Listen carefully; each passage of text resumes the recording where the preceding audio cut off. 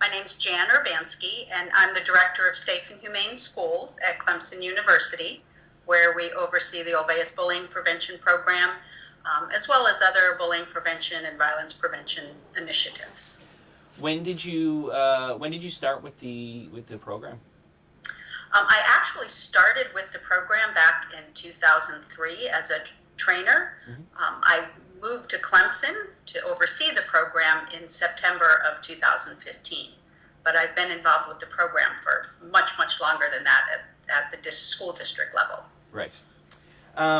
So one of the things I found while researching this, and as we were talking in the email as well, it seems like there's a lot of things, there's something, whenever it comes up in the media, there's always something missing, and I don't really know what it is. So I figured the best way to start is probably to just ask you what your definition of bullying is. Well, there's Dan Olweus has a definition of bullying that we use in our program. The CDC has a definition of bullying, which is very similar. But I honestly think that the easiest way to really define what bullying is three components that are always there. There's always a power difference between the person who's being bullied and the person who is bullying. It could be a real power difference, like a difference in size or a group against one person, but it could also be more of a status thing or a perceived difference. So it could be someone who's been at the school longer, someone who gets better grades or worse grades, or it could be any of those kinds of things. So there's always that power difference. The other thing that's there is it's an intentional act of aggression.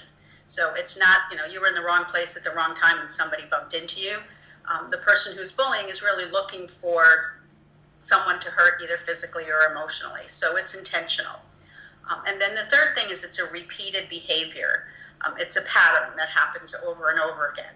And with that said, it doesn't mean that a one-time thing can't be bullying. It certainly can, but generally it's a pattern. The other piece there is it might be one person bullying a variety of other people that creates that pattern, or it might be a variety of people bullying one individual, so there's a pattern there. So looking for that, but always keeping in mind that adults don't always see everything that happens, so you don't want to wait to see if it happens again before addressing it. And there are instances where a one-time thing could be bullying, and of course then you put into the mix the cyberbullying, which repeated looks very different for that than it would for your traditional face-to-face bullying. Mm-hmm. Can you give me some of the history of the program, like how it started? Sure. The program's been around for 35 plus years. It started with Dan Olweus in Norway, where there were some student suicides. So he was asked to put together a program. So he did put together a program that was done there. Research started from way back then. And then in 1995, Dr. Susan Limber brought the program over to the United States and did a pilot program in rural South Carolina.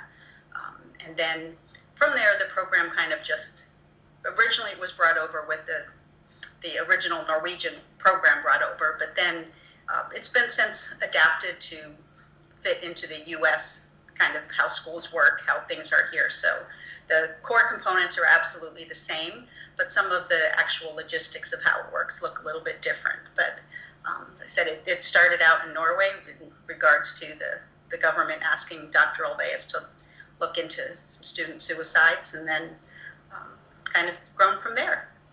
Right. So that's an interesting point. The differences, I guess, in the school systems. Is there also a difference, just culturally, that you kind of have to adjust for when the program moved over to the United States? Yes, absolutely. There's the original program doesn't have the same level of community components as we do here, because there's a lot more community involvement in our schools. So that's a component that's been added to the U.S. piece of it. The training looks a little bit different just because the way we train teachers here and the amount of time that's available to do that looks very different than it does in Scandinavia. So that's changed somewhat. But overall, the core pieces of it have not changed. They are the same. There's just some minor tweaks, I would say, but it's not really anything that's dramatic. A lot of it, even within the U.S., from school to school, the program doesn't look the same because it's designed to be flexible with, its core components, but you want it to work in your school. So it may look different in my school than it does in the school over there. And so that's the same thing that we see with schools in the U.S. versus schools around the country, around the rest of the world. Okay. How many schools have you worked with? Has the program worked with, or Yeah. me personally? Well, the program in the United States is in over 7,000 schools, so quite a few. We also have the U.S. program. We have trainers in at least 10 other countries that are using the program, so quite a few. And I believe in Canada as well, yeah? Yes, the program that we have at Clemson University, we oversee the program in North, Central, and South America.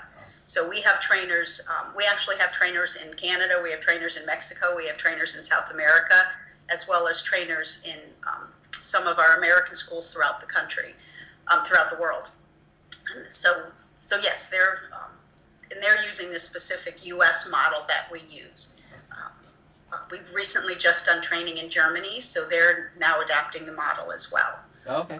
And then there's the same program, but it's, as I said, a different kind of training model that's being done in Norway, Sweden, Lithuania, and some other places. Right, adjusting sort of for the different Exactly. cultures and school systems and stuff. Exactly, Oh. yes. So And essentially, their training with their teachers is much, much longer because they have much more time to train than we do with our teachers. So, Oh, okay, right. so it's spread out over a longer amount of time. Sure. So that must translate to a lot of kids as well. I mean, if a school has, I don't know, I grew up in a really small town, so my school only had about 300 people. But Yeah. I'm sure in the States, like, you're working with schools of what? How many? Oh, there are schools that have thousands of children in them. Yeah, okay. Yeah. So, yeah. Times that by the 7,000 schools, and then, yeah, that's a lot of, yeah. Yeah, it's a lot of children. We don't track individual schools and the number of students that are part of it. Our trainers do fill out reports for schools they've trained, but there's not any ongoing tracking of what schools are doing. So we don't really have numbers other than what our publishers know, schools and districts that have purchased the program and that we've done training with. Oh, okay. So is there any follow-up with the schools afterward, or? Oh, yes, Oh, okay. absolutely there is. There's we have kind of a tiered level of support. What we do at Clemson is we do trainer certification courses around the country. So we train people who will then in turn go in and work with school districts or community youth organizations. And then we continue to provide our trainers ongoing technical assistance while the trainers are then providing ongoing technical assistance to the schools. So if a school decides they're going to implement the program, the trainer comes in, they'll do a training with a coordinating committee, and then for at least 12 to 18 months, they stay with that school as they begin implementing, training the rest of their staff, introducing it to the students, changing policies, rules, all of those kinds of things. So they have that ongoing support. And then a lot of our trainers are actually school district personnel. So even after that 12 to 18 month time period that we require, they're part of the district. So they stay and they're supporting the schools as they're implementing the program. Right. That was actually my next question. So you already answered it. That's great. Okay. Yeah, I was just sort of wondering how it usually works. Like I imagine the schools sort of approach you guys, and then, right? Yes. Okay. Yeah. I mean, Hazelden Publishing is the publishing arm of the program, so they do a lot of marketing and things that they send out in flyers and brochures and those kinds of things. So information goes out to the schools, but typically a school would either contact us, or on our website we have a list of all of our trainers by state, so they can just contact a trainer directly if they just want to hire someone to come in. If they're going to train 2 or more schools, we usually recommend that they have someone come and become a trainer themselves, so they have someone internally. Right. And then they would get in contact with us to do that. Oh, okay. And also, there's been research on the effectiveness of the program, correct? Yes. Oh, yes. Can you just tell me a little bit about that? There's 35 plus years of research, so there's quite a bit of it. The most recent one is a study that was done in Pennsylvania, a large-scale study that shows that at all grade levels there's a reduction in self-reports of bullying. They're using the Olweus Bullying Questionnaire for that. So we're seeing effectiveness at all levels. We tend to see that it takes longer at the middle and high school than it does at the elementary level to get those reductions, but they still happen. So that's kind of pretty consistent across the board. Dr. Olweus recently published a study as well that looked at the long-term impact of the program, that schools that implemented the program and continued it had reductions of bullying, whereas some schools implement the program and then drop it for whatever reason, and it doesn't sustain. You actually have to keep the pieces of the program going to sustain that reduction in bullying. So, and also he compared it, this was done in Norway, so they compared it to some kind of school climate surveys of places that didn't do the program at all versus those that did the program and dropped it, and schools that did the program and kept it going. And when you're continuing to implement it with fidelity, that's when you see the strongest results, which seems kind of obvious, but the research does support that. Right, and so like what kind of like in like percentage-wise, like what effect would... Or, I mean, that's something I can also look up later if you want to send me... I would be happy to send it to you. I don't want to give you a wrong percentage. Right, fair enough. Specifically, but I can certainly send you some information on those particular studies. Depending on what study you're looking at, it's anywhere from 25% to 50%. The percentages in Scandinavia are higher than they are in the U.S., the reductions. Why do you think that might be? I think for a couple of reasons. Our schools look very different than theirs do. Yeah. Our teaching looks very different. In the U.S., there's a tendency, and I come from a teaching background, so there's a tendency to have your program of the day, and this is what we're going to do this year, and next year we do something different, and the year after we do something different, so we never actually see the long-term results of things. I think that's part of it. And just in general, the populations in our schools look different here than they do in Norway or Sweden. So there's just a lot of differences in terms of the whole school systems and how they work. Right. Let's see here. So another thing, and I'll just get what you feel about this. I've been researching how we do it here in Newfoundland, and how they've tried to address the problem. One of the things that stuck out to me while I was reading the government's website's policy, because all our schools are like, there's very few private schools, right? It's all mostly public schools, with like one or two exceptions. One of the things they said that the schools needed to put into place. Now, I've talked to a couple of the first years. I'm a second year student in college, and they're most of them are fresh out of high school kind of thing. Even though I'm like 32, so it's kind of weird. But anyway, I'm the old guy actually. Yeah. Anonymous reporting boxes. Now, I don't think that they actually follow through with that per se, according to my classmates. But even the idea of it struck me as there's the possibility that it could be abused. Is that something that you guys would, or from your experience, would you advocate for that, or what do you think of that? Well, there are some places that require something like that, some way to anonymously report, which I think is important, because sometimes kids aren't going to come up to you face-to-face or put their name on something because they're afraid of retaliation.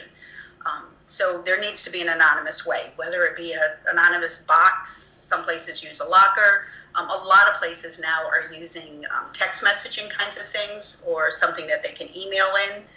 So I think they absolutely have a place. The key is there has to be a process in place for someone to be checking those constantly. You can't miss a day. If you have a reporting box, somebody needs to be getting those reports, which is kind of why I like the idea of the email or the text, because those come in, people tend to monitor those more than walking up to a box and emptying it to see what's in there. And it's also kids see other kids going to a box to drop something in where you can text or email, or and nobody's necessarily going to know who you're doing that. But there has to be the follow-up piece of it. Otherwise, number one, you're opening yourself up to a ton of liability, but you're also asking kids to report something, and then when nothing happens, they're not going to continue to report. So, one of the reasons kids don't report is because they think adults aren't going to respond.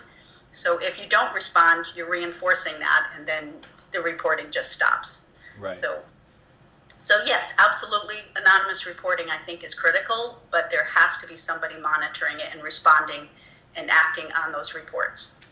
Yeah, I guess the image in my head was like a box somewhere that you would put in, and I guess where my mind went was, it could be used as a tool, much like social media is, to potentially bully someone. So, for instance, if I said, okay, well, Jan was mean to me or beat me up or something like that, and just because I was mad at you for some reason, and then I put that in, and then all of a sudden you're becoming investigator. I don't know if investigator is the right word, but you know what I mean. Yes. And you're being talked to. Certainly that could happen. And for instance, the district I worked in that had required anonymous reporting, there was also in the policy that if you intentionally reported something that wasn't true, there were consequences for that. So all of that needs to be built into an overall program. To simply have an anonymous reporting box and nothing else in place isn't going to be successful. It has to be part of a bigger initiative to address bullying. So could that happen? Yes. The other piece of it is, just because you report and say I did something doesn't mean it's true. There is going to be somebody who's following up. And essentially, from my personal take, and even as the program, if somebody reported something, something's going on and it needs to be addressed. It may not be bullying. 95% of what goes into an anonymous reporting system, whatever it is, may not be bullying, but something's going on that's impacting the education of somebody. So an adult needs to address it. Right. So it very well may be that, I need to talk to, someone said you were bullying, what's going on? Nothing's happening, but, maybe I've upset someone and didn't know, or maybe something else, we're having a conflict and trying to work it out. Or maybe the other person, something's going on that we need to deal with. So it's a way of finding those things out as well, not just necessarily saying if it made it to the box, it's definitely bullying. Good chance it's not, but something's going on, so let's address it. Okay. So another thing I find kind of peculiar here as well, and I'm sure it happens pretty much all over the world, but so for instance, one particular story that happened here recently was a group of kids. One kid, they videotaped this kid lying down in a puddle, and he did it so that a girl could walk on his back and walk over. So it was kind of this, I think he was trying to get laughs, but what happened afterward was a concerned citizen or parent, wasn't his parents, found the video online because some of the kids posted online. I guess they thought it was really funny, and then what he did was, I believe it was a man, he, on behalf of the student, put it up and basically said, this is disgraceful, parents should be ashamed of themselves, this is what they're doing with this generation, and then that went viral. So it was basically, there's irony there for me, because you're using the most efficient way to bully and shame someone to try and get rid of bullying and shaming. And I just thought, and then of course the media picks it up, and then it's like everyone's talking about it, and all of a sudden this kid has more attention than he ever wanted. And I feel like that probably put a bigger target on this poor guy's back than there ever was. I would agree with that. I mean, whatever he was doing could have been for laughs, and if someone wasn't making him do it, it was his choice. Mm-hmm. Kind of kids being kids, and whether it was a good idea or a bad idea, a whole different story. But yeah, someone taking it out of context and doing that certainly would not be the best way to go about that as an adult. Right, and to me, it's like, if we can't get this right as adults, how do we expect kids to get it right? Mm-hmm. Yeah, yes, I don't know that I have a good response to that, other than I would agree with you that sometimes the adult response isn't the appropriate response, which is why in our program, and in everything I've done throughout my career in bullying prevention, you have to work with the adults first before you work with the kids. Okay. It's not a simple issue that, let's have an assembly and tell the kids to do this if bullying happens and all is good. Because then if an adult responds inappropriately, you have exactly what you just described. So we have to teach the adults what is bullying, what's the difference between bullying, conflict, and kids just being kids, and messing around or teasing, and then how do you respond appropriately when each of those happen. So that's a big piece of the training that we do with our adults before you even introduce the program to the students. Yeah, you have to. Yeah, because I guess, and that's why I asked you the definition up front, because sometimes I think we overestimate the damage being done by certain things. Like, for instance, this kid lying in the puddle trying to make his friends laugh.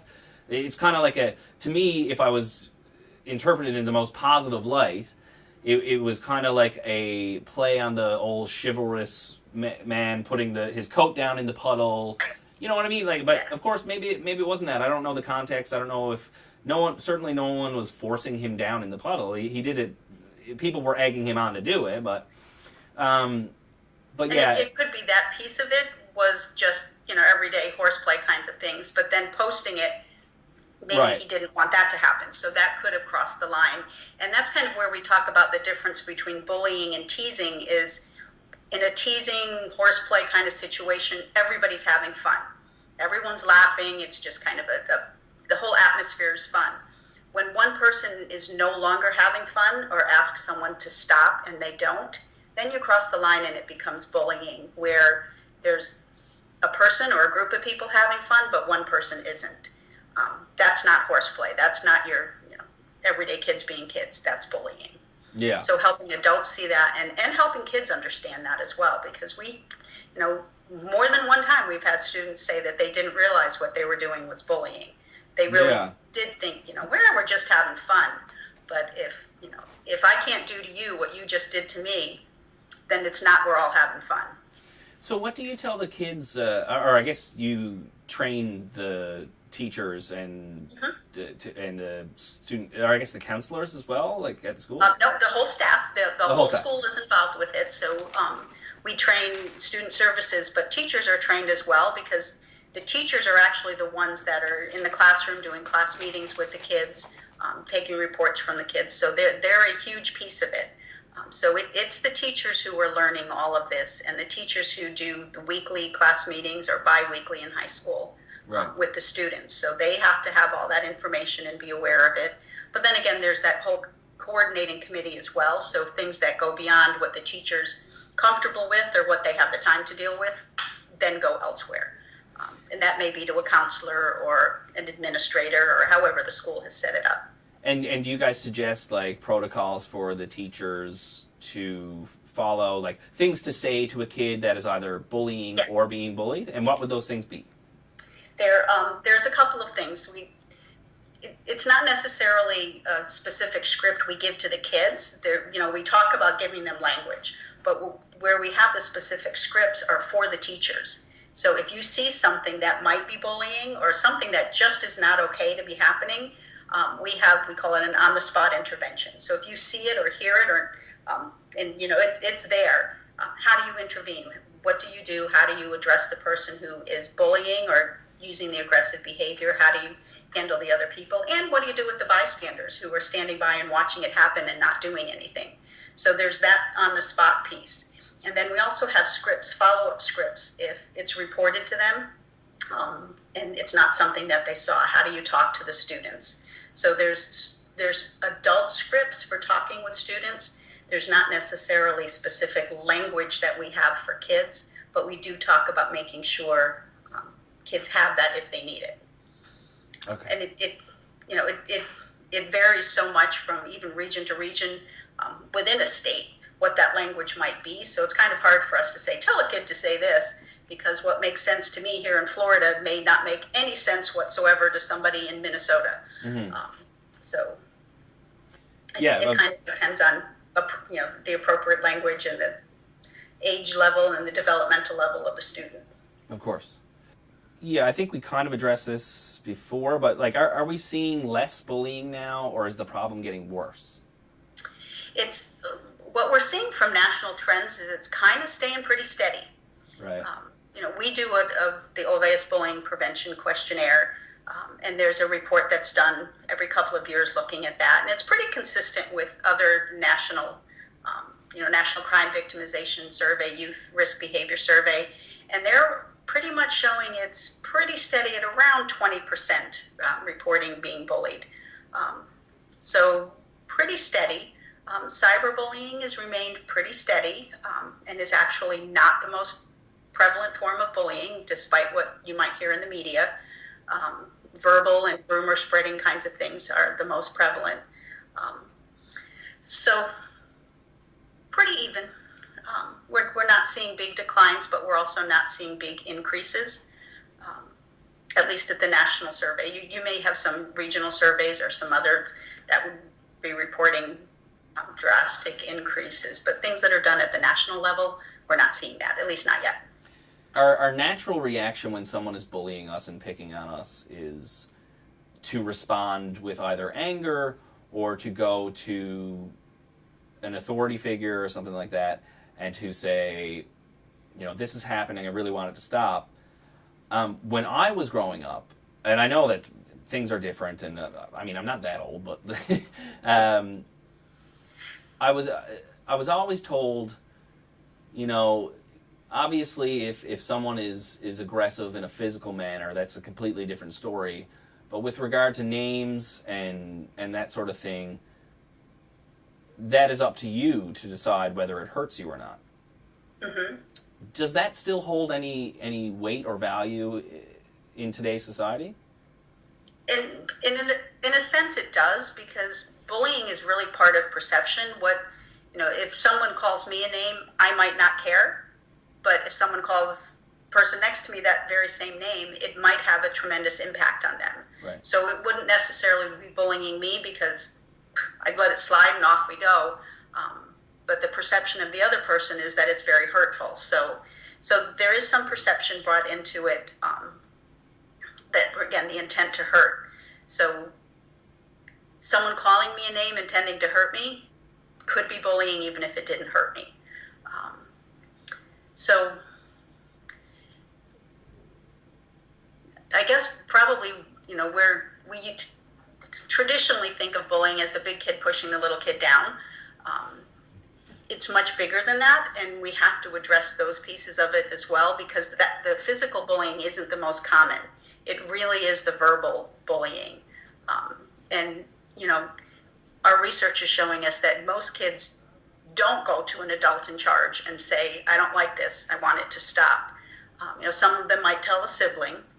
Some of them might decide they're going to fight back, but generally, if you're able to fight back successfully, you don't make a good target. So the person who's bullying isn't going to choose to pick on you in the first place. So that's usually not a response that they get. The group we're most concerned about is the kids that don't tell anyone, and it's just internalized. So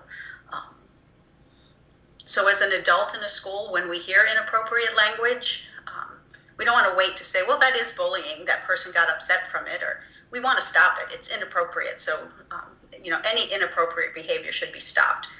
The key piece is we don't have to label everything conflict, bullying, fight, whatever it be. If it's inappropriate and shouldn't be happening between, two students, we stop the behavior. Is it possible? And then address from there. Is there any weight to the argument that, like, you can't really stop it, but you can help someone who's a victim become empowered and recognize that there's a certain element where it's up to them to decide whether it's going to affect them or not. I don't mean violence. I mean like. I'm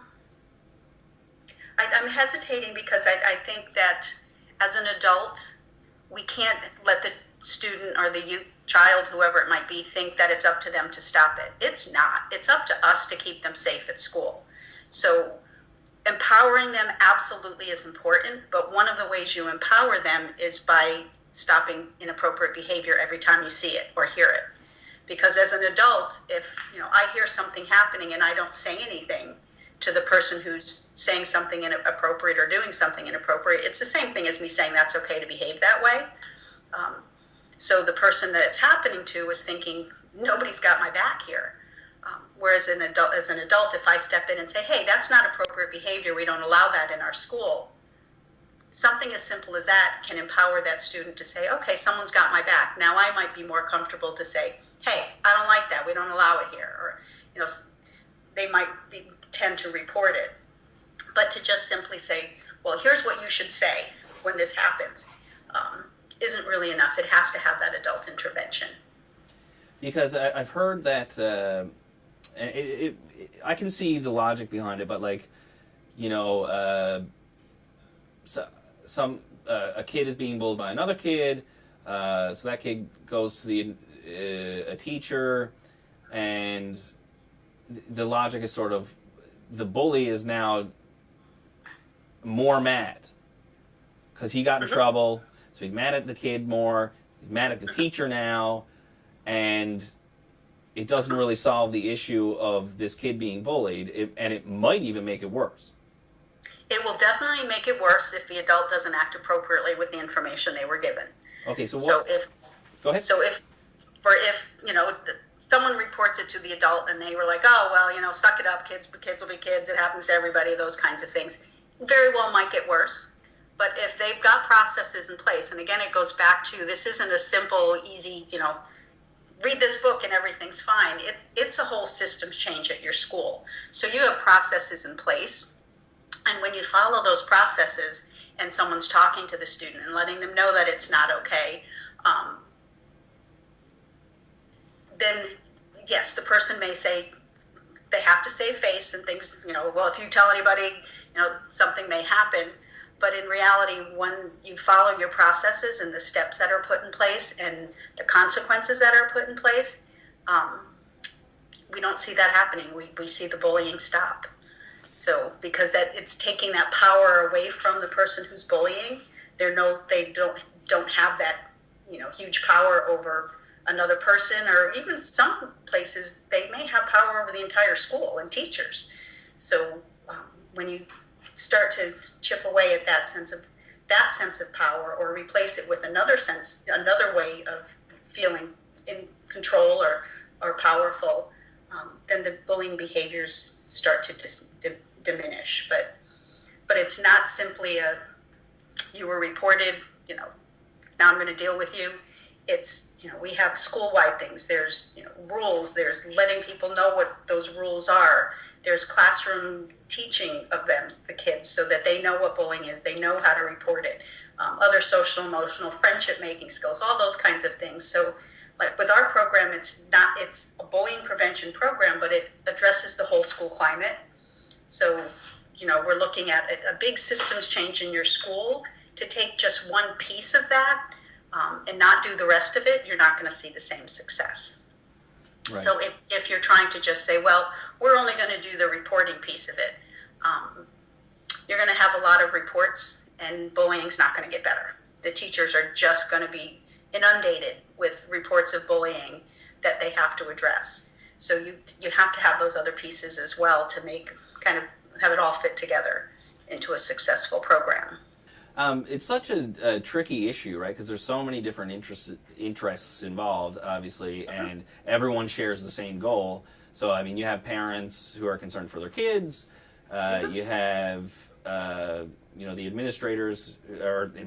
the teachers and counselors who are concerned for the kids, but also, I mean, there is that legal aspect to it too, right? Absolutely, yes. Because, there's been a couple cases in Canada where I know parents have threatened to sue and have sued schools because they haven't been dealing with the issue appropriately. It's really tricky. I don't even know if I necessarily have a question. It's just so muddied and so. It's not a cut and dry, black and white situation where drugs in school. You have them, you don't have them. They're there. Bullying's not like that. It's a much more gray area. So addressing it is not. There's no one easy, assembly. We're done and it's all fixed. Which a lot of schools are looking for, an easy answer, and there really isn't one. And it takes ongoing work, and it takes ongoing commitment, and to really see an ongoing difference in it. It's very doable and it's possible, but it's not easy work, and we recognize that. And I think that's one of the key pieces that research has shown over and over again, that successful bullying prevention programs are multi-component and multi-tiered. So you have to have a lot of things working together. And I think that's one of the things that from way back in 2003 when I started with the program is the Olweus program provides that framework for a school. So, it's hard work, but, we give all the tools that you need to be able to do that work. But you still have to do it, and you still have to have the time commitment. But it does get easier the idea behind the program is that it's just embedded in how you do school. So after a couple of years, you wouldn't walk in and say, here, at 10 o'clock, we're doing the Olweus Bullying Prevention Program. It's just there in everything you do. So that's kind of getting it to that point is when schools start to see success. Right. Do you think it's possible to completely change that whole thing? Like, is it possible to just get rid of bullying? Like, is that the ultimate goal for the Olweus program? No, Right. Probably not. I think whenever you have groups of people together, you're probably going to see some aggression and some bullying kinds of things. And our program has a prevention aspect to it because obviously, the idea is to prevent bullying from happening, but we also have the intervention piece for, despite the best prevention efforts, it might still occur. So when it does, how do you handle it? So we have both prevention and intervention. So ideally, it would be nice to say, yes, we can completely eradicate it, but that's probably not realistic. Right. Yeah, fair enough. And I guess before I let you go, is there anything in particular that we didn't cover that you thought was really important to mention? Probably just one other thing on the last comment is, we can't eradicate bullying. Kids will get bullied. But one of the things we can do is minimize the impact on the kid who's being bullied. And to do that, you need to have the adult support. You need to have, they need to know someone has their back. So, the big difference between someone being bullied and ending up, being a school shooter or suicide or doing something violent and someone turning out okay is that somebody was there for them and someone had their back. It's not necessarily that the bullying stopped, but there was somebody there that helped them deal with it. So, I don't want the takeaway to be, we can't do anything about it. We absolutely can. Right. And then for what's left, we need to make sure the impact is as minimal as possible. So that's all part of the overall, addressing the issue of bullying in schools. Righto. Well, thank you so much for your time. I really appreciate it. Sure, no problem at all. If there's anything else you need, just let me know.